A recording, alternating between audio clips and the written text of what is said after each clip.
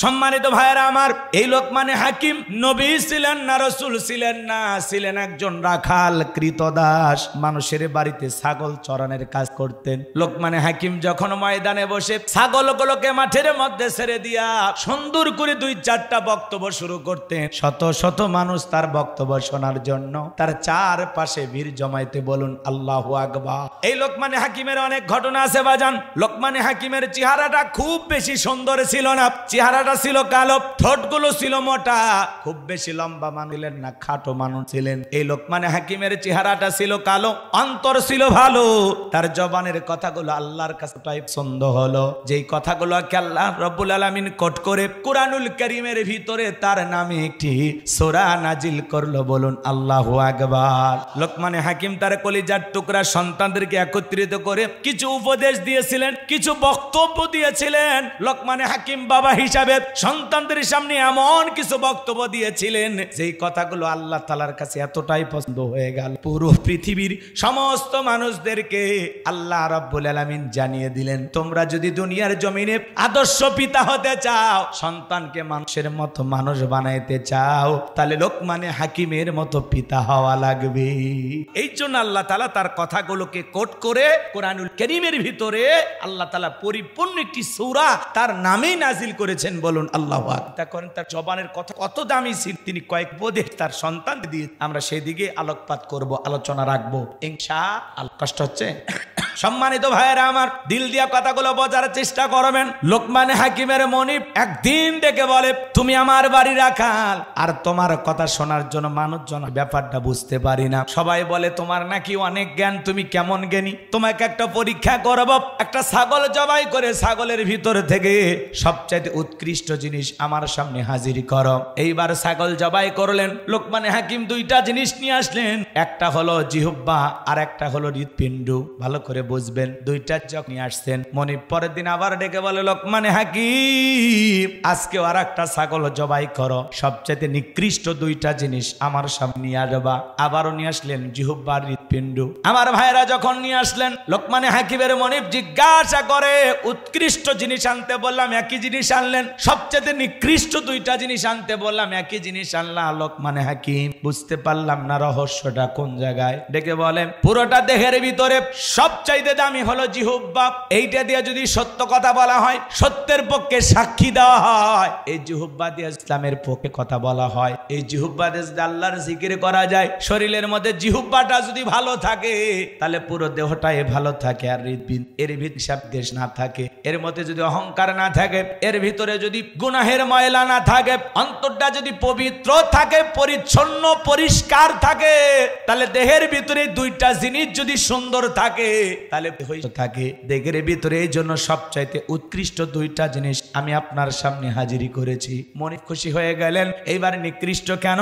বলে এই জিহ্বা যদি মিথ্যা কথা বলা হয়, অশ্লীল কথা বলা হয়, গালমন্দ করা হয়, ফাহিশা কথা বলা হয়, মিথ্যা সাক্ষী দেওয়া হয়, এই জিহ্বা দিয়ে যদি হারাম কাজে উল্টা পাল্টা কথা বলা হয়, তাহলে দেহের ভিতরে হয়ে যায়। অন্তরে যদি গুনাহের ময়লা পড়ে অন্তরটা কালো হয়ে যায়, অন্তরে যদি পাপের মরিচা পড়ে যায়, তাহলে দেহের ভিতরে 2টা জিনিস সবচেয়ে নিকৃষ্ট হয়ে যায়। এমন জ্ঞানের কথা শোনার পরে মনিব ডেকে বলে, লোকমান তোমাকে আর আমার বাড়িতে থাকা লাগবে না, তুমি তোমার জ্ঞানের আলো ছড়িয়ে দেওয়ার জন্য যাও, আমি আজ থেকে তোমাকে আজাদ করলাম, মুক্ত করে দিলাম। বলুন আল্লাহু আকবার। এই লোকমানে হাকিম বাজানো গো আমার, যে কথা বলতে চাচ্ছিলাম, আল্লাহ রাব্বুল আলামিন লোকমানে হাকিমের কথা বলতে গিয়ে সুন্দর করে আমার আল্লাহ বলেন, ওয়ালাকাদ আতাইনা লোকমানাল হিকমাতা আনিশকুরু লিল্লাহ ওয়া মান ইয়াশকুরু ফাইন্নামা ইয়াশকুরু লিনাফসিহি ওয়া মান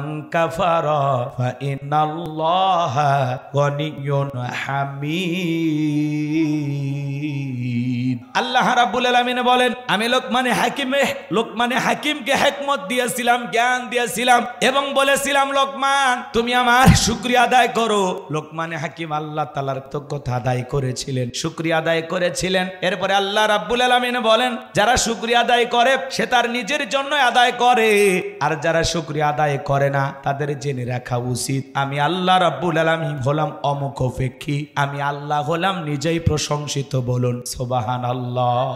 লোকমানে হাকিমকে আল্লাহ রাব্বুল আলামিন ইলম আর জ্ঞান দান করেছিলেন। ইলম আর জ্ঞান দেওয়ার মাঝে সেই কথা আল্লাহ রাব্বুল আলামিন বলেন, ওয়ালাকাদ আতাইনা লুকমানাল হিকমাতা আনিশুলিল্লাহ। আমি লোকমানে হাকিমকে হিকমত দিয়েছিলাম, জ্ঞান দিয়েছিলাম এবং বলেছিলাম লোকমান তুমি আমার শুকরিয়া আদায়। লোকমান হাকিম আদায় দিলেন কার? এতে লোকমানে হাকিমের সম্মান মর্যাদা কমেছে না বেড়ে? সম্মানিত ভাইয়েরা আমার, মঞ্চে উপস্থিত সম্মানিত ওলামায়ে কেরাম, সামনে বসা পিতৃ সমতুল্য মুরব্বী বাবাজিরা, কলিজার টুকরা প্রাণপ্রিয় যুবক ভাইরা, ছোট্ট ছোট সোনামানিকেরা, পর্দার আড়ালের সম্মানিত অবলা সরলা আবেদা সালেহা মা ও বোনেরা, প্রশাসনের সম্মানিত পুলিশের ভাইরা, ডিবির ভাইরা, জাতির বিবেক, প্রিয় সাংবাদিক বন্ধুগণ, বিভিন্ন রাজনৈতিক দলের সম্মানিত নেতা কর্মী ভাইরা, সবাইকে নিয়ে মহান মনিবের দরবারে সিজদাবনত চিত্তে কালিমাত শুকুর আদায় করে পড়ছি আলহামদুলিল্লাহ। হয় নাই কৃপণতা অলসতা দূর করে মুসলমান হিসাবে সিংহের মতো বাঘের মতো গর্জন করে আল্লাহর দেয়া জবান দ্বারা দুইটা ঠোঁট নাড়ায়া চিৎকার মেরে বলুন আলহামদুলিল্লাহ। পড়ুন রব্বানা লাকাল হামদ হামদান কাসীরান তাইয়িবান মুবারাকান ফি। লক্ষ কোটি দরুদ সালাম মানবতার শ্রেষ্ঠ বন্ধু বিশ্ব নবী, বিশ্ব নেতা, যে নবী আইয়ামে জাহিলিয়াতের যুগে আগমন করে অসভ্য মানুষগুলোকে সভ্য বানিয়েছেন, অভদ্র মানুষগুলোকে ভদ্র বানিয়েছেন, কোরআন নামের সংবিধান দিয়ে কোরআনের রাজ কায়েম করে সোনালী যুগ উপহার দিয়ে মদিনার পাক ভূমিতে শায়িত আছেন, সে রাসূলের প্রতি কলিজা ভরা মহাব্বত নিয়ে পড়ছি দরুদ সালাম। সকলেই পড়ুন সাল্লাল্লাহু আলাইহি ওয়াসাল্লাম। বাংলাদেশে দুর্নীতি দমন কমিশন আছে না নাই? এরপরে দুর্নীতি কমেছে নাকি ডিজিটাল কাজে বেড়ে চলেছে? দিন যত করার ছিল দুর্নীতির পাল্লা তত ভারী হচ্ছিল, কথা বলেন ঠিক কিনা? আমরা চাই আমাদের এই প্রিয় মাতৃ বাংলাদেশ দুর্নীতি মুক্ত আল্লাহ কবুল করুন, চিল্লা বলুন আমিন। আমরা চাই আমাদের বাংলাদেশ মাদক মুক্ত আল্লাহ কবুল করুন, চিল্লা বলুন আমিন। আমরা চাই আমাদের বাংলাদেশ যৌতুক মুক্ত আল্লাহ কবুল করুন, চিল্লা বলুন আমিন। সম্মানিত ভাইরা আমার, ভূমিকা লম্বা কথা নয়, সরাসরি মূল আলোচনায় প্রবেশ করতে চাই। আল্লাহর কোরআন থেকে কথা বললে কারো কোনো আপত্তি আছে? আল্লাহর কোরআন থেকে কথা বললে কারো কোনো সমস্যা আছে বলেন? এই কোরআনের মধ্যে কোনো ভেজাল আছে? কোনো মিথ্যা আছে? কোনো ধোঁকা আছে? থাকবে কি করে? কিতাবটি নাজিল করেছেন কে? সে আল্লাহ রাব্বুল আলামিন বলেন, যালিকাল কিতাবুল লা রাইবা ফি। এটি এমন একটি কিতাব, সেই কিতাবের মধ্যে কোনো সন্দেহ নাই, কোনো সংশয় নাই, কোনো মিথ্যা নাই, কোনো ধোঁকা নাই। There is no doubt. বলুন আল্লাহু আকবার। হুদাল্লিল মুত্তাকিন, মুত্তাকি বান্দাদের জন্য গাইডলাইন হিসাবে, পথ প্রদর্শক হিসাবে আসমান থেকে কিতাবটি নাজিল করেছেন কে? সেই কিতাবের আলোচনা শুনলে লাভ না লস? লাভটাকে আমার আল্লাহ জানায় দিলেন, ওয়াইযা কুরিয়াল কুরআনু ফাসতামিউ লাহু ওয়া আনসিতু লাআল্লাকুম তুরহামুন। সূরা আরাফ আয়াত নাম্বার 204। আমার আল্লাহ রাব্বুল আলামিন জানিয়ে দিলেন, তোমাদের সামনে যখন কোরআন পাঠ করা হয়, কোরআনের আলোচনা করা হয়, চুপ করে কান লাগিয়ে মনোযোগ সহকারে কোরআনের কথাগুলো শ্রবণ করো। যারা চুপচাপ কোরআনুল কারীমের কথাগুলো শ্রবণ করবে, আমার আল্লাহ রাব্বুল আলামিন আসমান থেকে তাদের উপরে আল্লাহ রহমত বৃষ্টির মতো নাজিল করবেন। বলুন সুবহানাল্লাহ। এই জায়গায় আল্লাহর রহমত নাজিল হইতেছে, কথা বলেন ঠিক কি না? সম্মানিত ভাইরা আমার, তাহলে বলেন তো বাজান, কোরআনের কথাগুলো শুনলে লাভ না ক্ষতি? লাভটা কি আমার আল্লাহ বলেন, ওয়াযাক্কির ফাইন্নায যিকরা তানফাউল মুমিনিন। সূরা জারিয়াত 55 নম্বর আয়াত আল্লাহ তাআলা ডেকে বলেন, যারা আমার মুমিন বান্দা, তাদের সামনে যখন কোরআন দেওয়াজ করা হয়, কোরআন থেকে উপদেশ দেওয়া হয়, এই কথাগুলো শোনার পরে আমার মুমিন বান্দাদের উপকারে আসবে। বলুন সুবহানাল্লাহ। তাহলে কোরআন দেওয়াজ করলে মুমিনদের উপকার হবে। কি হবে বলেন? উপকার হবে। এখন আমি বলি, আলোচনা শুনে কি প্যান্ডেলে রাখবেন নাকি ঘর পর্যন্ত নিয়ে যাবেন? ঘর পর্যন্ত নিয়ে যাওয়ার দরকার আছে না নাই? আল্লাহ রাব্বুল আলামিন বলেন, আল্লাযীনা ইয়াস্তামিউনাল কাওলা ফায়াত্তাবিউনা আহসানাহু উলাইকাল্লাযীনা হাদাহুমুল্লাহু ওয়া উলাইকা হুম উলুল আলবাব। সূরা জুমার আয়াত নাম্বার 18 আল্লাহ রাব্বুল আলামিন জানিয়ে দিলেন যারা মনোযোগ সহকারে কোরআনের কথাগুলো শোনে এবং এর মধ্য থেকে যেটা উত্তম ভালো সেটাকে গ্রহণ করে, আমার আল্লাহ রাব্বুল আলামিন ডেকে বলেন যারা এখান থেকে ভালোটা গ্রহণ করে আমি আল্লাহ রাব্বুল আলামিন উলাইকাল্লাযিনা হাদাহুমুল্লাহু, তাদের জন্য হেদায়েতের রাস্তায় সৎ পথে চলাকে আমি আল্লাহ তাআলা সহজ করে দেব। বলুন সুবহানাল্লাহ। এরপরে আল্লাহ রাব্বুল আলামিন বলেন উলাইকা হুম উলুল আলবাব, কোরআন থেকে যারা উপদেশ গ্রহণ করে আমার আল্লাহ ডেকে বলেন তারাই হলো বুদ্ধিমান। বলুন সুবহানাল্লাহ। তাহলে আপনারা যদি বুদ্ধিমান হয়ে থাকেন তাহলে আজকের যে আলোচনা করা হবে এখান থেকে ভালো যে কথাগুলো বলা হবে, সুন্দর যে কথাগুলো বলা হবে, আমলের নিয়তে কথাগুলোকে গ্রহণ করা লাগবে, আমল করার সিদ্ধান্ত নেওয়া লাগবে। আর আপনি যদি এখান থেকে ভালোটা গ্রহণ করেন ওই কথাগুলো আমল করার জন্য যতটুকু সহযোগিতা দরকার করবেন কি আল্লাহ। হেদায়েতের পথে চলাকে আল্লাহ সহজ করে দেবেন। সুবহানাল্লাহ বলেন। প্রত্যেকটা মাহফিল যেন হয় আমাদের নিজেদেরকে পরিবর্তন করার উদ্দেশ্যে। এই যে ভাইয়েরা লক্ষ লক্ষ টাকা খরচ করে আয়োজন করেছেন, বলেন তো তাদের উদ্দেশ্য কি? এলাকার মানুষকে দিন শেখানো, আল্লাহকে চিনানো, রসুলকে চিনানো, মানুষ যেন পরিবর্তন হয়, নামাজি হয়, দিনদার হয়, নেককার হয়, আল্লাহওয়ালা হয়, তাদের ভিতরে যেন পরিবর্তন আসে। মাহফিলগুলো যেন হয় হেদায়েতের জায়গা। কথা বোঝেন নাই মনে হয়? রাগ করতেছেন আমার কথায়? তো সেই উদ্দেশ্যে আমি সব দিক চিন্তা ভাবনা করে, তাদের কিছু কথা ছিল সেই দিক চিন্তা ভাবনা করেই আমি আপনাদের সামনে পবিত্র কোরআনুল কারীমের 31 নম্বর সূরা, সূরাটির নাম হলো লোকমান। জোরে বলেন কি নাম? লোকমান। মোট আয়াত আছে 34টি, রুকু আছে 4টি। বিশ্ব নবীর মক্কার জিন্দিগিতে আল্লাহ রাব্বুল আলামিন এই সূরাটি নাজিল করেছেন। আমি আজকে সূরা লোকমান থেকে আপনাদের সামনে আলোচনা রাখবো ইনশাআল্লাহ। আল্লাহ যেন তার গোলামকে আপনাদের সামনে কিছু কথা বলার তৌফিক দান করেন। চিল্লা বলুন আমিন। আমার কোনো জ্ঞান নাই, জ্ঞান দেওয়ার মালিক কে? ক্বালু সুবহানাকা লা ইলমা লানা ইল্লা মা আল্লামতানা ইন্নাকা আনতাল আলিমুল হাকিম। বলুন সুবহানাল্লাহ। জ্ঞান দেওয়ার মালিক কে? তাহলে আল্লাহর কোরআন থেকে কথা হবে। আপনারা কি 12টা পর্যন্ত একটু সময় দিতে পারবেন? ধৈর্য আছে তো ইনশাল্লাহ? তো কারা কারা 12টা পর্যন্ত থাকবেন না তারা হাত তোলেন, আর যারা যারা থাকবেন 2 হাত তুলে বলেন ইনশাআল্লাহ। আর একটু জোরে বলেন ইনশাআল্লাহ। আর একবার জোরে বলুন ইনশাআল্লাহ। হাত নামান। এই যে হাত তুলে ওয়াদা দিলেন, ওয়াদা ঠিক থাকবে তো ইনশাআল্লাহ? কারণ ওয়াদা ভঙ্গ করা কিসের লক্ষণ? মুনাফিকের লক্ষণ। আমার বিশ্বাস দিনাজপুরের মাটিতে কোনো মুনাফিকের জায়গা হবে না। কথা বলে ঠিক কিনা? দিনাজপুরের মাটি ইসলামী আন্দোলনের ঘাঁটি, দিনাজপুরের মাটি আলেমদের ঘাঁটি। এই জমিনে কোনো মুনাফিকের জায়গা হবে না। কথা বলে ঠিক কিনা? মুনাফিক মুক্ত আমরা দিনাজপুর ঘোষণা করব ইনশাআল্লাহ। তাহলে আমার বিশ্বাস আপনারা নির্ভেজাল মুমিন, প্রমাণ হবে আজকে ইনশাআল্লাহ। জি বসেন। এ যুবক, কই যাও? বসো, তোমাদের জন্য ওয়াজ আছে ইনশাআল্লাহ। যুবক যারা আছো বাবা, নিরাশ হয় না। তোমরা যুবক, আমিও যুবক, তোমাদের মনে দুঃখটা কি বুঝি। একটু অপেক্ষা করো, তোমাদের জন্য স্পেশাল কিছু আলোচনা মাথার মেমোরিতে সেভ করা আছে, সময় মতো ডাউনলোড দিয়ে শোনায় দেবো ইনশাআল্লাহ। জি মা বোন যারা বসে আছেন, মা আপনারাও নিরাশ হবেন না যে ছেলেরা সামনে বসে আছে, হুজুর মনে হয় খালি ছেলেদেরকে নিয়েই ওয়াজ করবে, এরকমটা ভাববেন না। আপনাদের জন্য স্পেশাল আলোচনা করা লাগবে। আর মা বোনদের নিয়ে যদি আলোচনা না করা হয় মাহফিল কি জমবে? কথা বলেন না কেন? কিছু মা বোন আছে বাঁকা চলে, বাঁকা আঁকা বাঁকা হয়ে চলে সাপের মতো। আজকে ওয়াদের মাধ্যমে সে সমস্ত বেঁকা মা বোনদেরকে ওয়াজ করে সোজা করা হবে ইনশাল্লাহ। একটু অপেক্ষা করেন, আগের লাইন তো পাল্টে গেছে, বোঝেন নাই? সময় বদলাইছে না। আমি একটু আলোচনা করবো, আপনারা একটু কথা বলে সহযোগিতা করবেন। আমি করবো ওয়াজ, আপনারা দেবেন আওয়াজ, জবাব দিবেন ঠিক ঠিক। আলোচনা হবে কমপ্লিট। শ্রোতাদের স্পিরিটে বারে বক্তার হিট, আলোচনা হবে জায়গা মতো ফিট। আগে বলতাম কিছু ওয়াজ প্যান্ডেলে, কিছু ওয়াজ অ্যাঙ্গেলে। এখন আর অ্যাঙ্গেলে না, যা বলবো সব ডাইরেক্ট। অ্যাঙ্গেলে বলার দিন শেষ, ডাইরেক্ট বলার বাংলাদেশ। কথা বলেন ঠিক কি না? আমরা কোনো বাতিলের চোখ রাঙানিকে ভয় করি না। আপনি কার দিকে চোখ রাঙানি দেখান? আমরা মুসলিম জাতির পিতা ইব্রাহিমের সন্তান, যে ইব্রাহিম আল্লাহর খুশির জন্য নবরুদের আগুনে পড়তেও রাজি। কথা বলেন ঠিক কি না? আপনি কার দিকে চোখ রাঙানি দেখান? আমরা ইসমাইলের ভাই, যে ইসমাইল আল্লাহর খুশির জন্য ছুরি নিচে জবাই হইতে রাজি, কথা বলেন ঠিক কিনা? আমরা মা হাজেরার সন্তান, যে মা হাজেরা তার হাজারে ইসমাইলকে আল্লাহর জন্য কোরবানি করে দিতে পারেন, কথা বলেন ঠিক কিনা?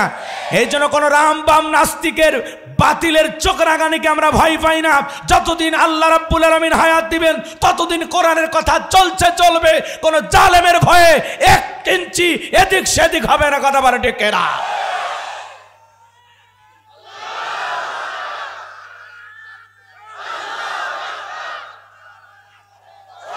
আমরা মুসলমান, আমরা পুরুষের জাতি না, আমরা হলাম বীরের জাতি। মুসলমান কারো কাছে মাথা নত করে না, মুসলমান মাথা উঁচু করে বেঁচে থাকে। কথাকে বোঝা গেল? আমরা হলাম কি? বীরের জাতি, এটা মাথায় রাখবেন। আমরা দুনিয়াতে কারো গোলামি করার জন্য আসি নাই, পুরো পৃথিবীর নেতৃত্ব দেওয়ার জন্য আল্লাহ আমাদেরকে দুনিয়ার জমিনে পাঠাইছেন, কথা বলেন ঠিক কিনা? আমরা একমাত্র কার গোলাম? আর পুরো পৃথিবীটা আমাদের গোলাম। মাথায় থাকবে তো ইনশাল্লাহ। এত এরকম দুর্বল হয়ে চলেন না, আল্লাহ আপনাকে নেতৃত্ব দেওয়ার জন্য পাঠাইছে। মাজা সোজা করে দাঁড়ান, কথা কন না কে? লাঠি ধরার বয়স হয়নি এমন ভাব নিয়ে চলেন, মনে হয় লাঠি এখনই ধরা লাগবে। কি হয়েছে আপনার? মাজা সোজা করে দাঁড়ান। আপনার রক্তের ভিতরে কি আছে আপনি নিজেও জানেন না। যুবক যারা আছো, নিরাশ হবা না। যুবক, তোমাদেরকে ইসলামের জন্য বড় প্রয়োজন। তোমাদের মতো যুবকদের রক্তের উপর ইসলাম প্রতিষ্ঠিত হবে। মনে রাখবা, দুনিয়াতে গাছ বাঁচানোর জন্য যেমন পানির প্রয়োজন হয়, ইসলাম নামক গাছটাকে জিন্দা রাখতে হলে শহীদের রক্তের প্রয়োজন হয়। কারা কারা ইসলামের জন্য জীবন দিতে, রক্ত দিতে প্রস্তুত? হাত তুলে দেখান। লিল্লাহে তাকবীর, লিল্লাহে তাকবীর। হাত নামান। চলুন আমরা আলোচনা শুরু করি। সূরার নাম, কথা বলা লাগবে, একটু জোরে বলেন কি নাম? লোকমান। আপনাদের উত্তর পাড়ার লোকমান না, এটা আল্লাহর একজন প্রিয় গোলাম ছিল। লোকমান নামের মানুষ নাই? আছে না নাই বাজান? লোকমান একজন জ্ঞানী ব্যক্তি ছিলেন, নবীও ছিলেন না, রসুলও ছিলেন না, কিন্তু সেই ব্যক্তির নামে আল্লাহ তাআলা সূরা নাজিল করেছেন। তাহলে ব্যক্তিটা কি সাধারণ ব্যক্তি না অসাধারণ ব্যক্তি? বলেন, দামি ব্যক্তি কি না? মহৎ ব্যক্তি কি না? ভালো মানুষ কি না? একটু শোনেন, লোকমানে হাকিমের কাহিনী যদি বলি, মানে ওনার জীবনের কাহিনী যদি বলি, তাহলে কমপক্ষে 3-4 দিন ওয়াজ করা লাগবে। তো কাহিনী বলবো না, আমি ওই দিকে যাব না। আমি শুধু কোরআন থেকে সামনে রেখে কিছু কথা বলবো ইনশাআল্লাহ। আপনারা কি আদর্শ বাবা হতে চান? আমার সাথে জবাব দেন। আপনারা কি আদর্শ বাবা হতে চান? আপনার সন্তানদেরকে মানুষের মতো মানুষ বানাইতে চান? বলেন, মানুষের মতো মানুষ বানাইতে চান? আপনি আদর্শ বাবা হবেন কিভাবে? আপনার সন্তানকে আদর্শ সন্তান হিসেবে কিভাবে গড়ে তুলবেন? আজকের আলোচনার মাধ্যমে সেই মেসেজটা আপনাদেরকে দেওয়া হবে ইনশাআল্লাহ। লোকমানে হাকিম কেন এত প্রিয়, তার কথাগুলো আল্লাহর কাছে কেন ভালো লেগেছিল, সেই কথাটা উপস্থাপন করলে আমি আজকে যে আলোচনা করব আপনার ঘরের আলোচনা, আপনার জীবন ঘনিষ্ঠ আলোচনা, যা আপনার জীবনে চলতে প্রয়োজন হবে, এমন কিছু কথা আজকের আলোচনার মাধ্যমে তুলে ধরা হবে ইনশাআল্লাহ। আল্লাহ যেন তার এই গোলামকে বলার তৌফিক দান করেন। চিল্লা বলেন আমিন।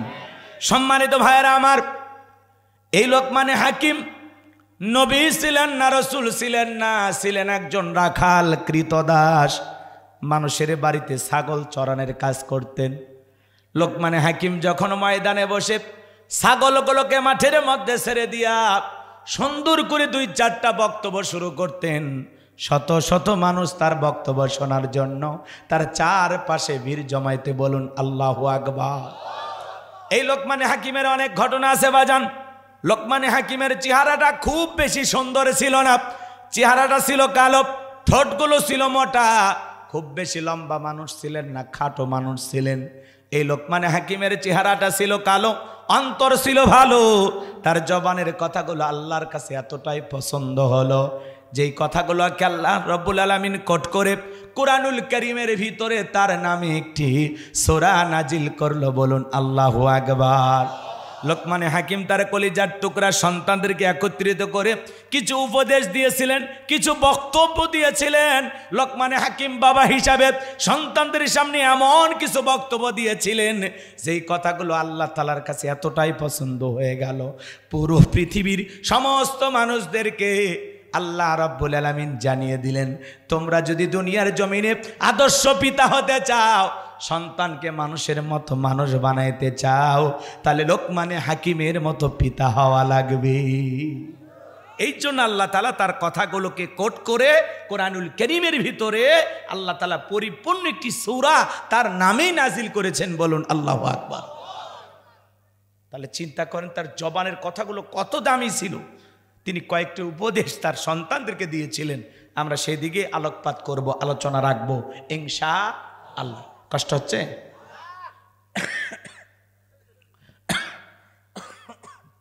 সম্মানিত ভাইয়েরা আমার, দিল দিয়া কথাগুলো বোঝার চেষ্টা করবেন। লোকমানে হাকিমের মনিব একদিন ডেকে বলে, তুমি আমার বাড়ি রাখাল, আর তোমার কথা শোনার জন্য মানুষজন আসে, ব্যাপারটা বুঝতে পারি না। সবাই বলে তোমার নাকি অনেক জ্ঞান, তুমি কেমন জ্ঞানী, তোমাকে একটা পরীক্ষা করব। একটা ছাগল জবাই করে ছাগলের ভিতর থেকে সবচাইতে উৎকৃষ্ট জিনিস আমার সামনে হাজির করো। এইবার ছাগল জবাই করলেন। লোকমানে হাকিম দুইটা জিনিস নিয়ে আসলেন, একটা হলো জিহ্বা আর একটা হলো হৃৎপিণ্ড। ভালো করে বুঝবেন, দুইটা জিনিস যখন নিয়ে আসছেন, মনিব পরের দিন আবার ডেকে বলে, লোকমানে হাকিম আজকে আর একটা ছাগল জবাই করো, সবচাইতে নিকৃষ্ট দুইটা জিনিস আমার সামনে নিয়ে আসবা। আবারও নিয়ে আসলেন জিহ্বা আর হৃৎপিণ্ড। আমার ভাইরা যখন নিয়ে আসলেন, লোকমানে হাকিমের মনিব জিজ্ঞাসা করে, উৎকৃষ্ট জিনিস আনতে বললাম একই জিনিস আনলেন, সবচেয়ে নিকৃষ্ট দুইটা জিনিস আনতে বললাম একই জিনিস আনলা। লোকমানে হাকিম বুঝতে পারলাম না রহস্যটা কোন জায়গায়। ডেকে বলেন, পুরোটা দেহের ভিতরে সবচাইতে দামি হলো জিহ্বা।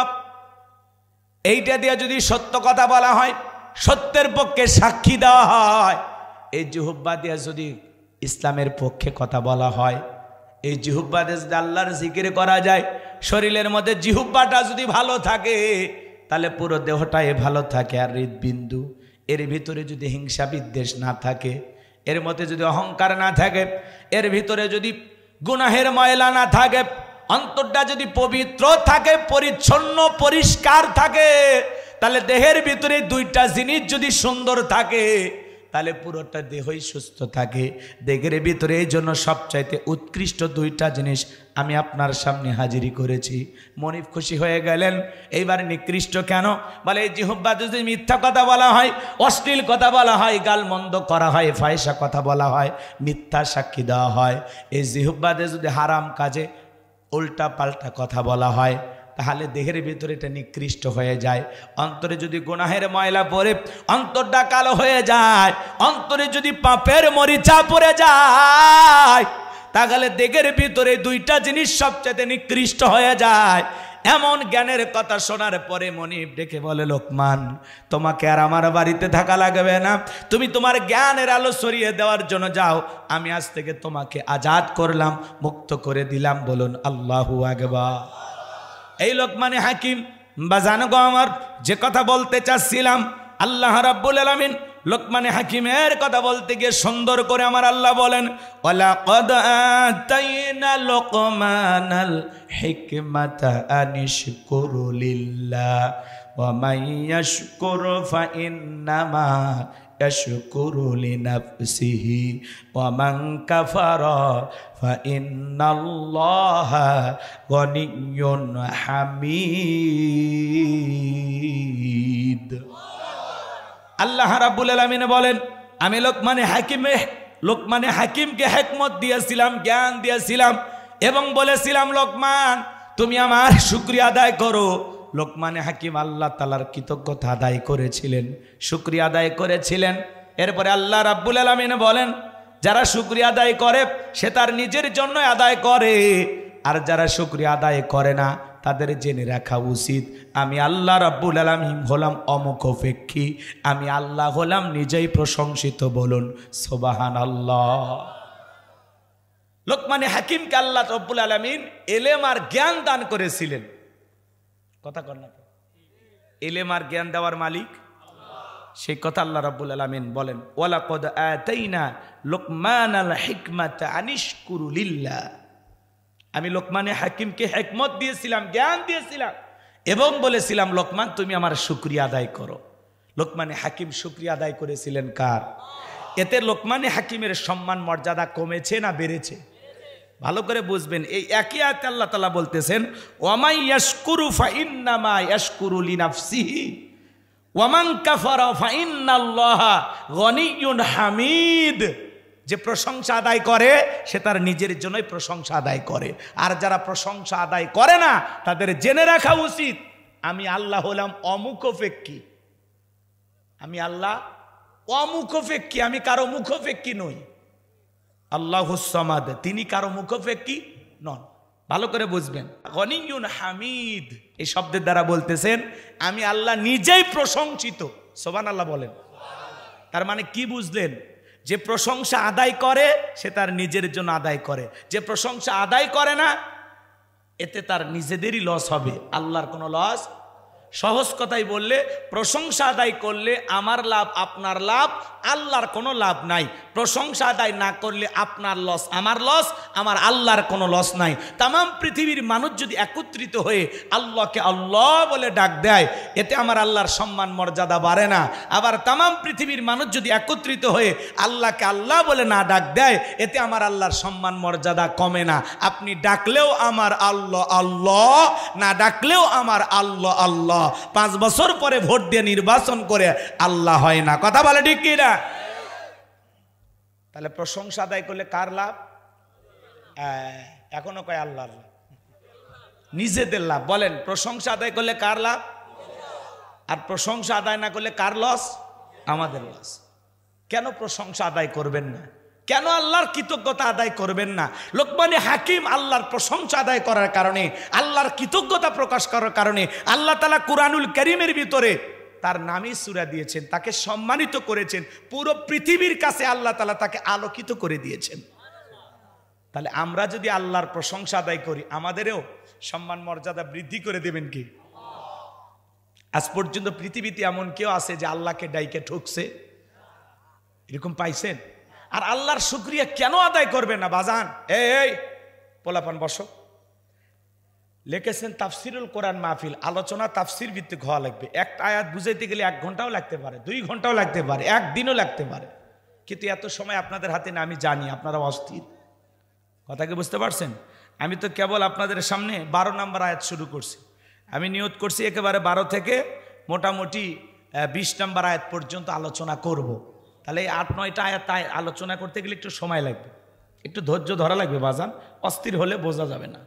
আর আমি যা বলবো আপনার উপকার হবে, ইনশাল্লাহ ক্ষতি হবে না। মুনাজাতের আগে বলবেন, যদি আলোচনাটা ভালো না লাগে মুনাজাতের আগে বলবেন। আপনার বিকাশ নাম্বার দেবেন, আপনার যাতায়াত গাড়ি ভাড়া আমি দিয়ে দেব। কিন্তু একটু দয়া করে শোনেন, আমি যা বলবো আপনার দিলের খোরাক পাবেন ইনশাআল্লাহ। আল্লাহ কবুল করেন, জোরে বলেন আমি। এখন আমার কথার সাথে জবাব দেন, আল্লাহর প্রশংসা কেন আদায় করবেন না? আল্লাহ কি দেয় নাই আপনাকে? কেন প্রশংসা আদায় করবেন না? আপনার পা থেকে মাথা পর্যন্ত দেহের ভিতরে কোটি কোটি টাকার নিয়ামত আল্লাহ তাআলা দান করেছেন। পৃথিবীর কোনো দোকানে এরকম চোখ কিনতে পাওয়া যায়? একটা আঙ্গুল কিনতে পাওয়া যায়? তাহলে এত নিয়ামত যিনি দিয়েছেন সেই রবের প্রশংসা করার দরকার আছে না নাই? সে আল্লাহর কৃতজ্ঞতা আদায় করার দরকার আছে না নাই? সম্মানিত ভাইয়েরা আমার, কেন আল্লাহর প্রশংসা আদায় করবেন না? এই পৃথিবীর জমিনে কত মানুষ চোখের সামনে তাকায় দেখেন, 2টা চোখ আছে দেখতে পারে না, জবান আছে কথা বলতে পারে না, পা আছে চলতে পারে না, হাত আছে কাজে লাগাইতে পারে না, মুখে খাবার তোলার ক্ষমতাও নাই। কথা বলেন না কেন? এরকম সমাজে মানুষ আছে না নাই? আল্লাহ চাইলে আপনাকে প্রতিবন্ধী বানাইতে পারত, অন্ধ বানাইতে পারত, ল্যাংড়া লুরা বানাইতে পারত, হিজড়াও বানাইতে পারত, নারী বানাইতে পারত, মুসলিম খ্রিস্টান ইহুদি বানাইতে পারত। আল্লাহ তাআলা ভালোবেসে মুসলমান বানাইছে, মুসলমানের ঘরে জন্ম দিয়েছে। এ বাজান কেন আল্লাহর শুকরিয়া আদায় করবেন না? কেন আল্লাহর কৃতজ্ঞতা আদায় করবেন না? গভীর মনোযোগ দিয়ে শুনবেন। পারস্যের কবি শেখ সাদী রহমতুল্লাহ আলাই একদিন তার পায়ে এক জোড়া স্যান্ডেল পরবেন এমন জুতাও তার নাই। মনটা বড় খারাপ হয়ে গেল, আমি পারস্যের এত বড় কবি আর আমার পায়ে এক জোড়া জুতা নাই। মনটা খারাপ করে রাস্তা দিয়ে হাঁটতেছেন, পথ চলতে চলতে সামনের দিকে রওনা করলেন। কিছু দূর পথ চলার পরে তাকায়া দেখেন আল্লাহর একজন বান্দা জমিনে বৈশা আছে, যার দুইটা পা নাই। শেখ সাদী রহমতুল্লাহ আলাইহি মুহূর্তের মধ্যে সিজদায় লুটিয়ে পড়লেন, চোখের পানি ছেড়ে দিয়ে কাঁদলেন আর ডেকে বলেন, আল্লাহ আমার পায়ে এক জোড়া জুতা নাই, স্যান্ডেল নাই, আমি মন খারাপ করেছি, কিন্তু পৃথিবীর জমিনে তোমার এমনও বান্দা আছে যার দুটা পাই নাই, তার চাইতে আমাদের তুমি কত ভালো রাখছো, কেন আল্লাহর শুকরিয়া আদায় করবেন না বাজান? কুড়িগ্রাম জেলা একবার ওয়াজ করতে গেলাম, আমার আগে যিনি অন্ধ হাফেজ সাহেব দ্বিতীয় বক্তা ছিল, একসাথে খাওয়া দাওয়া করতেছিলাম, হঠাৎ করে বিদ্যুৎটা চলে গেল। আমি কমিটির ভাইদেরকে বললাম, ভাই তাড়াতাড়ি আলোর ব্যবস্থা করেন, প্লেটের মধ্যে অনেক খাবার আছে, কোনটা খাইতে গিয়ে কি খাই এলোমেলো হয়ে যাবে, ঝামেলা হতে পারে। অন্ধ হাফেজ সাহেব আমার হাতটা ধরে ডেকে বলে, হুজুর 52 বছর হয়ে গেল আমার চোখে কোনো আলো নাই, বিদ্যুৎ নাই। ও হুজুর আমার মা দেখতে কেমন আমি জানি না, আমার বাবাটা দেখতে কেমন আমি জানি না, আমি বড় হওয়ার পরে পিতামাতা আমাকে বিবাহ করাইছে, আমার স্ত্রীটা দেখতে ফর্সা না কালা আমি জানি না। ও হুজুর আমার স্ত্রীর গর্ভ থেকে কয়েকটা ছেলে মেয়ে সন্তান আল্লাহ তাআলা দিয়েছে, ছেলেগুলো দেখতে কেমন আমি জানি না, মেয়েগুলো দেখতে কেমন আমি জানি না, আসমানটা দেখতে কেমন জানি না, জমিনটা দেখতে কেমন আমি জানি না। ও হুজুর আল্লাহ রাব্বুল আলামিন পৃথিবীর জমিনে আমার চোখের আলো দেয় নাই, এইটা নিয়ে আমি আর আফসোস করি না। যেদিন কিয়ামতের ময়দানে আল্লাহ রাব্বুল আলামিন আমার চোখের আলো ফিরাইয়া দিবে, ওই দিন যেন সর্বপ্রথম আমি আমার চোখের আলো দিয়া আমার মালিক আল্লাহকে দেখতে পাই। একটা অন্ধ ব্যক্তির সান্ত্বনাটা কত সুন্দর, আল্লাহু আকবার। আর আল্লাহ এত ভালো রাখছেন, কেন আল্লাহর শুকরিয়া আদায় করবেন না? আপনি রিক্সা চালান, ভ্যান চালান, আলহামদুলিল্লাহ। দিনাজপুর শহরে একটা দোকান আছে, ছোটখাটো ব্যবসা বাণিজ্য করেন, আলহামদুলিল্লাহ। আপনি প্রবাসী বিদেশে গেছেন, আলহামদুলিল্লাহ। কত মানুষ বিদেশে যাওয়ার স্বপ্ন দেখে, কত মানুষ আপনার মতো দিনাজপুর শহরে একটা দোকান দেওয়ার স্বপ্ন দেখে। এ বাজান নিজের অবস্থানে থেকে শুকরিয়া আদায় করা লাগবে। আল্লাহ যতটুকু দিয়েছেন, যে হালতে রেখেছেন, যে অবস্থায় রেখেছেন, সেই অবস্থানে থেকে শুকরিয়া আদায় করতে হবে কার? সুখে থাকলে প্রশংসা হবে কার? দুঃখে থাকলে প্রশংসা হবে কার? সব সময় একমাত্র প্রশংসা হবে কার? আর আপনাকে যদি জিজ্ঞাসা করা হয়, ভাই কেমন আছেন, বলে গরিবের থাকা না থাকা হুজুর কোনো মতে বেঁচে আছি, এই দিন যাচ্ছে কোনো মতে আসি আলহামদুলিল্লাহ। মানে তেরা বেকা ফাজলামি করতে করতে আসে শেষ সময় আলহামদুলিল্লাহ। এটা কোনো মুসলমানের চরিত্র হতে পারে? আপনি কেমন আছেন, প্রথম কথায় আলহামদুলিল্লাহ। সুখে থাকি দুঃখে থাকি, জ্বর সর্দি গলা ব্যথা কি সমস্যা সেটা পরে, প্রথমে জবান থেকে বের হবে আলহামদুলিল্লাহ। আর আপনি কেমন আছেন? এই গরিবের থাকা না থাকা যাচ্ছে, ব্যবসা বাণিজ্য খুব খারাপ হুজুর, খুব একটা ভালো নাই। এটা কথা হইল, কথা বলেন না কেন? এরকম আছে না নাই? আমি যার বাড়িতে হেফজখানা পড়ার সময় যার বাড়িতে খাওয়া দাওয়া করতাম, আপনারা কি বলেন, জায়গির না লজিং? আচ্ছা, ওনার সাথে আমার মাঝে মাঝে কথা হয়। তো যখন আমি জিজ্ঞাসা করি, বাজান কেমন আছেন, বলে আলহামদুলিল্লাহ। কোনো সমস্যা? কয় সমস্যা থাকলে আমি তোমাকে বলবো কেন? সমস্যা দিবেন যিনি, সমাধানও করবেন তিনি। আমার যদি কিছু সমস্যা হয়, আমি আমার আল্লাহর কাছে বলবো। কার কাছে বলবো?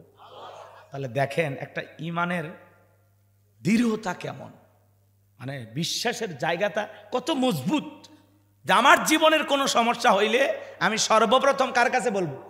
কার কাছে বলবো? এই যুবক শোনো, একটুতেই 19-20 হয়ে যায় তোমার। কেমন আছো? কথা কয় না। আপনারা সবাই কেমন আছেন? আলহামদুলিল্লাহ। ভাই আগামীকাল কি দেখা হবে দিনাজপুরে? এই যে অনেকে বলতে পারছে ইনশাল্লাহ, ভালো। তার মানে আপনারা এগুলো বলতে পারেন। অনেক জায়গায় জিজ্ঞাসা, ভাই কেমন আছে, কয় ইনশাল্লাহ। কয় ভাই কাল কি দেখা হবে, আলহামদুলিল্লাহ, চেষ্টা করি। মানে উল্ট পালট আছে না ভাই? এক বেচারা গরু কেনার জন্য যাইতেছে, তো মুয়াজ্জিমের সাথে দেখা, বলতে ভাই কই যান? কয় দিনাজপুর শহরে। কেন? কয় গরু কেনার জন্য। তো বলেন ইনশাল্লাহ। কয় হুজুর আপনারা সব জায়গায় খালি গুতা মারেন, সুযোগ পাইলি। কে কি হয়েছে? কয় হাটে আছে গরু, পকেটে আছে টাকা, তো মাঝকে ইনশাল্লাহ বলা লাগবে কেন? তো বলতে ঠিক আছে ভাই, ভুলি হয়ে গেছে, যান। এইবার বেচারা জহরের নামাজের সময় ঘটনা, পরে আসরের নামাজের পরে হুজুর আবার বের হয়ে যাচ্ছে, ওই লোকের সাথে দেখা। ভাই আসসালামু আলাইকুম, কি খবর ভাই, গরু কোথায়? কয় ইনশাল্লাহ গরু কেনা হয়নি, ইনশাল্লাহ টাকাটা চুরি হয়ে গেছে, ইনশাল্লাহ বাড়ির দিকে যাচ্ছে। সে ইনশাল্লাহ বললই চালান পাতি হারানোর পরে, কথা বলে ঠিক কেনা? তো আমরাও আল্লাহকে স্মরণ করি যখন একেবারে শরীরের ভিতরে অনেক রোগ বাসা বাঁধে, তখন খালি উঠতে বসতে জয়েন্টে ব্যথা লাগে, কুতি আর কই আল্লাহ আল্লাহ, কথা কয় না? মানে যখন অসুস্থ হয় তখন খালি উঠতে বসতে আল্লাহরে স্মরণ হয়, কথা কন না আপনারা? কুতে আর আল্লাহ ডাকে, কুতে আর আল্লাহ ডাকে। আর যখন সুস্থ হয় এমন একটা ভাব আর মোশান নিয়ে সমাজে চলাফেরা করে, মনে হয় জীবনে কোনোদিন কোনো রোগ ওরে স্পর্শই করেনি। এজন্য বাজান এতটা গাদ্দার হলে হবে না। দুঃখের সময় যে আল্লাহকে স্মরণ করেছেন, সুখের সময় আরো বেশি স্মরণ করা লাগবে। মুসা নবীর জামানায় একজন লোকের খালি সম্পদ বৃদ্ধি হচ্ছে, তো মুসা আলাইহিস সালাম তুর পর্বতে আল্লাহর সাথে কথা বলতে যায়। ওমর ডেকে বলে, পয়গম্বর গরু ছাগল উট দুম্বা ভেড়া এত হইছে, আমি এগুলো পেরেশানিতে ঠিক মতো আল্লাহর ইবাদত করতে পারি না। আপনি একটু বলবেন যে আল্লাহর কাছে এমন কোনো আমল আছে নাকি যে আমল করলে আমার সম্পদ কমবে? কথা বোঝেন নাই? এরকম ব্যক্তি ছিল। তো পয়গম্বর মুসা আলাইহিস সালাম কথা বলতে বলতে এক পর্যায়ে আল্লাহকে বললেন, আল্লাহ সম্পদ কমার কোনো আমল আছে? আল্লাহ বলতেছে, যেই গোলাম তোমাকে সম্পদ কমার ব্যাপারে প্রশ্ন করেছে তাকে যা বলবা তুমি আল্লাহর প্রশংসা কম কম করবা, তাহলে সম্পদ কমে যাবে। এইবার ওই উম্মতের সাথে পয়গম্বরের দেখা, মুসা আলাইহিস সালামের উম্মত ডেকে বলে, আল্লাহর কাছে কি আমার ব্যাপারে জিজ্ঞাসা করেছিলেন? তিনি কি উত্তর দিয়েছেন? বলে, আল্লাহ তাআলা বলেছেন আপনি যেন আল্লাহর একটু কম কম প্রশংসা করেন। উম্মত ডেকে বলে, পয়গম্বর আপনি নবী মানুষ হয়ে কথা বললেন যে আল্লাহ তাআলা আমাকে এত সম্পদ দিয়েছে, এত ভালো রেখেছেন, আমি কেন সে আল্লাহর প্রশংসা করব না? আমি আরো বেশি বেশি আল্লাহর প্রশংসা করব। ওই লোকটা যখন আরো বেশি বেশি প্রশংসা করেছে, আগের চাইতে সম্পদ আরো দ্বিগুণ হয়ে গেছে। এজন্য আল্লাহ বলেন, লা ইন শাকারতুম লাযীদান্নাকুম ওয়া লা ইন কাফারতুম ইন্না আযাবি লাশাদীদ। নিয়ামত পাওয়ার পরে যারা শুকরিয়া আদায় করে, নিয়ামত পাওয়ার পরে যারা প্রশংসা আদায় করে, কৃতজ্ঞতা প্রকাশ করে, আল্লাহ তাআলা তাদের নিয়ামতগুলোকে বাড়ায় দেন। বলুন সুবহানাল্লাহ। আবার নিয়ামত পাওয়ার পরে যারা শুকরিয়া আদায় করে, অকৃতজ্ঞ হয়, যারা আল্লাহ তাআলার প্রশংসা আদায় করতে চায় না, যারা নিয়ামত পাওয়ার পরে অকৃতজ্ঞ, প্রশংসা আদায় করতে চায় না, আল্লাহ তাআলা তাদের নিয়ামতগুলোকে সেনায় নেন, তাদের নিয়ামতগুলোকে এবং তাদের জন্য রয়েছে কঠোর আযাব, শাস্তির ব্যবস্থা। জোরে কোন নাউযুবিল্লাহ। এই পৃথিবীতে আল্লাহ পাঠাইছেন, এটা বিশাল একটা নিয়ামত, ভালো করে বুঝবেন বাজান। আপনি সুখে থাকেন দুঃখে থাকেন, হাসপাতালের বেডে থাকেন, যেমন অবস্থায় থাকেন না কেন, প্রশংসা হবে সব সময় কার? আরে ভাই কেন প্রশংসা করবেন না? কত মানুষ রেল স্টেশনে ঘুমায়া থাকে, আল্লাহ চাইলে ওই রেল স্টেশনে যে মানুষগুলো ঘুমায় ওই কাতারে কি আল্লাহ আপনাকে আমাকে ফেলাইতে পারতো না? আপনার একটা টিনের বেড়াওয়ালা হোক, মাটির হোক, একটা ঘর আছে, ঘুমানোর একটা খাট আছে, মাথার তলে একটা বালিশ আছে, আর ওই গরিব মানুষগুলো তাকায়া দেখে মাথার তলে ইট দিয়ে ঘুমাইতেছে, কাগজের তৈরি করা ঘর বাড়ি নিয়ে ঘুমাইতেছে। আল্লাহ কি ওই ফুটপাতে রেল স্টেশনে শুয়ে থাকা সেই সমস্ত মানুষের চাইতে কি আল্লাহ আপনাকে ভালো রাখে নাই? তাহলে আল্লাহর প্রশংসা আদায় করার দরকার আছে না নাই? তাহলে বলুন, সুখে থাকুন আর দুঃখে থাকুন, সব সময় প্রশংসা আদায় করব কার? আর একটু জোরে বলেন কার? জীবনে যত সমস্যায় হোক না কেন, কখনো হতাশাগ্রস্ত হব, সব সময় আল্লাহর প্রশংসা আদায় করব। পারবো তো ইনশাআল্লাহ? আল্লাহ কবুল করেন, জোরে বলেন আমিন। তাহলে প্রশংসা আদায় করলে কার লাভ? নিজের লাভ। আর না আদায় করলে নিজের লস। কারণ আল্লাহ অমুখাপেক্ষী, আপনার প্রশংসার জন্য আল্লাহর দিন থেকে থাকে না।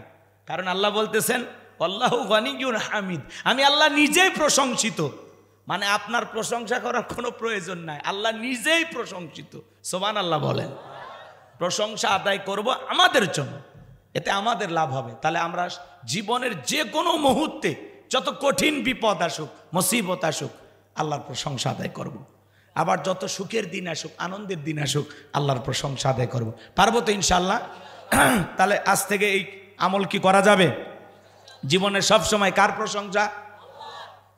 হাসপাতালে, ঘরে, বিয়ের দিনে, মৃত্যুর দিনে, সুখের দিনে, দুঃখের দিনে, সব সময় প্রশংসা হবে একমাত্র রবের। মনে থাকবে তো ইনশাআল্লাহ? তাহলে চিৎকার মেরে বলুন আলহামদুলিল্লাহ। আল্লাহ আমাকে যা দিচ্ছেন, আরে ভাই আল্লাহর প্রশংসা দেয় কেন করবেন না? জন্মের সময় একেবারে উলঙ্গ হয়ে আসছে, পরনে কাপড়টাও ছিল না। এই যে দেহের ভিতরে এখন 2-3 হাজার টাকার কাপড় কে দিছে? আপনি আজকে 2-3 বিঘে জমির মালিক, কে বানাইছে? লক্ষ লক্ষ কোটি কোটি টাকা আপনার ব্যাংকে। জন্মের সময় কি এক বান্ডিল নিয়ে আসছিলেন? তা আল্লাহ আপনাকে দেয়নি কি? কিশোরগঞ্জ ওয়াজ করতে গেছিলাম, এক লোক গ্রামে গ্রামে হাওয়াই মিঠা বিক্রি করতো। ওই বেচারা হাত ধরে কান্দে আর বলে, হুজুর আমি গ্রামে গ্রামে হাওয়াই মিঠা বিক্রি করতাম, আল্লাহ আজকে আমাকে 150 বিঘা জমির মালিক বানাইছে। কেন আল্লাহর প্রশংসা আদায় করবেন না? চক্ষুটা বন্ধ করেন আর চিন্তা করেন আপনি ছিলেন কোথায়। এক সময় আপনার মা বাবা আপনাকে আলাদা করে দিয়েছে, তখন আপনার কিছুই ছিল না। এখন আপনি ব্যবসা বাণিজ্য করে কয়েক লক্ষ টাকার মালিক। আপনার দিন ভালো যাইতেছে, ভালো খাইতে পারতেছেন, ভালো পড়তে পারতেছেন। কথা বলেন না কেন? কত মানুষ ডাস্টবিনের খাবার কুড়ে খায়, তার চাইতে আপনি ভালো নাই। কেন আল্লাহর প্রশংসা আদায় করবেন না? কেন কেন? আল্লাহ কি দেয় নাই? যতটুকু দিয়েছেন প্রশংসা আদায় করেন, আস্তে আস্তে আস্তে আস্তে আল্লাহ বৃদ্ধি করে দেবে। তাহলে আমরা পারবো তো ইনশাআল্লাহ? সবসময় আল্লাহর প্রশংসা আদায় করতে পারবো তো ইনশাআল্লাহ? আল্লাহ এত সুন্দর বানাইছে। সুস্থতা আল্লাহর অনেক বড় নিয়ামত। এই যে সুস্থ শরীর নিয়ে হেঁটে হেঁটে মাহফিল আসছেন, কত মানুষ এখন হাসপাতালের বেডে শুয়ে আছে না, বাড়িতে ঘরে পড়ে আছে না? তার চাইতে আল্লাহ আপনাকে ভালো রাখেনি। কেন আল্লাহর প্রশংসা আদায় করবেন না? একটু চিন্তা করেন বাজান, নিজের বিবেককে প্রশ্ন করেন যে গোলাম রব্বানী হুজুর যে কথাগুলো বলতেছে ঠিক বলতেছে না ব্যাঠিক বলতেছে। একটু নিজের বিবেককে দিয়ে ভাবেন। উঁচুর দিকে তাকাবেন না, 50 তলা বিল্ডিং এর দিকে তাকাইলে আপনি কখনো মুমিন হতে পারবেন না। নিচের দিকে তাকাবেন, আপনার চাইতে যে খারাপ অবস্থানে আছে, দুর্বল অবস্থানে আছে, তার দিকে তাকাবেন। কথা বলেন না কেন? তাহলে আপনি মুমিন হতে পারবেন। আর যদি খালি আকাশের দিকে তাকান, ওই তাকাইতে তাকাইতে কখন যে দুর্ঘটনায় মরে যাবেন, ও স্বপ্ন কিছুই পূরণ হবে না। এই জন্য আমরা সব সময় আল্লাহর কাছে বলবো, আল্লাহ এক সময় কিছুই ছিল না, আজকে গাড়ি বাড়ি সম্পদ সব দিয়েছো তুমি, আলহামদুলিল্লাহ। এক সময় একটা টিনের বেড়া দিয়া, মাটির বেড়া দিয়ে ঘর বানাবো, সেই স্বপ্নও ছিল না, আজকে আমার 2 তলা বাড়ি বা টিন শেড দিয়ে চতুর্দিকে কি সুন্দর বাড়ি বানাইছি, আমি এসি রুমে ঘুমাই, আলহামদুলিল্লাহ। আল্লাহ তুমি কত ভালো রাখছো। কথা বলেন না কেন?